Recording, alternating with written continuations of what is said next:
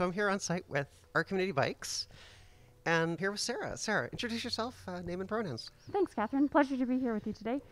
As mentioned, I'm Sarah Thomas. I'm the shop manager here at our community bikes, and I use she, her pronouns. So you have a fully fledged bike shop on 2400 block of Main Street. Tell us a little bit more about your space.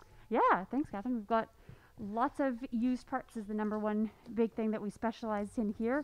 We also have refurbished bikes that we build up from donations to put together into bikes that are good to go, commuter bikes for people that need a form of transportation to get around the city.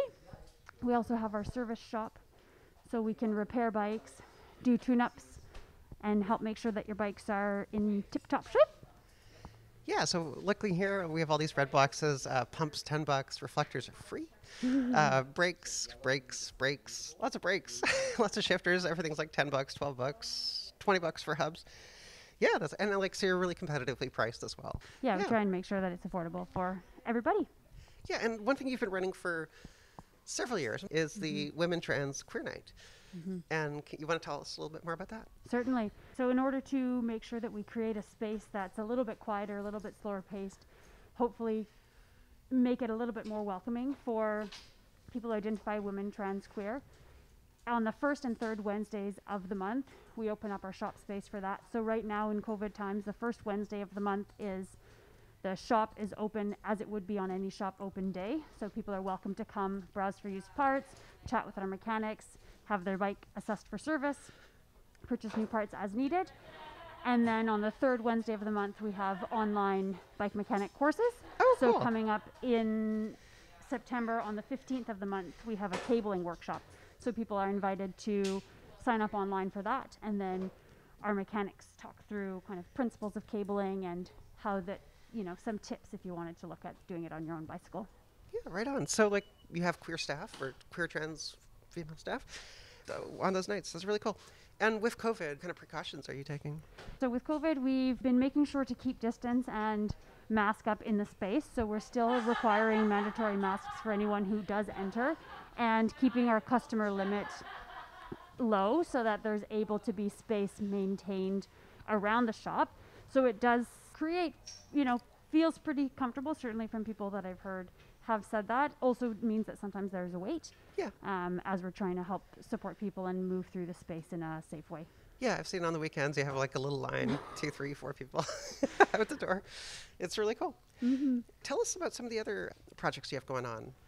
Certainly. So Women Trans Queer Night, like I say, is on the first and third Wednesdays of the month. We also have our youth bike club that happens on Tuesdays from 3:30 till 5:30, as well as our Pedals for the People program, which is a free bike program helping provide access to bikes for people experiencing extreme financial barriers. And then different programming happens at different times. We also host workshops in different areas, and of course our DIY do-it-yourself stands were very big before COVID, are currently on hold, but we're working on ways to get those back and going again. So the youth program, what's that about?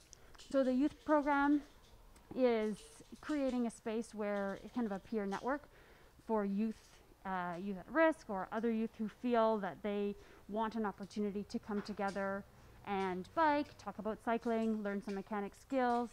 So each week when they gather, they kind of tune up their bikes if needed, and then they go for a ride. And that happens each week. They also have been involved doing some different programming. So as Bike to Shop Week, a couple of weeks ago, they hosted a drop-in fix-it station for people in the public who might want to come and have their bikes kind of checked out. Then the youth were also offering that service. Great. And if someone is low income and they want a bike from you folks, how do they go ahead? So certainly there's an application form on the website, or else you can drop by the shop any day that we're open. Okay. Coming up in September, we'll be back to regular hours, which is 11 till 6. But if anyone comes in during that time, they can ask for an application form, and we have them at the front, and then we can go through it with them. We ask if people have a social service provider that they're working with that can provide a letter of support. That's a beneficial thing, or else they can certainly self-refer as well. One thing we try and make sure to create space for the questions. Sometimes when it does get busy, it's easy to feel that there's not space for questions, but we really try and encourage, especially women, trans, queer identifying people, to know that we are here for you and to create the space so that there is that learning opportunity. So don't be shy to say, hey, any chance you can just help me? I just have this question. I'm not quite sure. Yeah, because And trying to create space for that. yeah, bike repairs can be kind of intimidating if you don't know what you're doing. But like once you have a little bit of time, it makes sense, right? Yeah. So thanks for talking with us. And yeah, again, first and third Wednesday of every month. And your website is? Ourcommunitybikes.org. Okay, great. Thanks. Thanks very much, Catherine. Pleasure to be here today.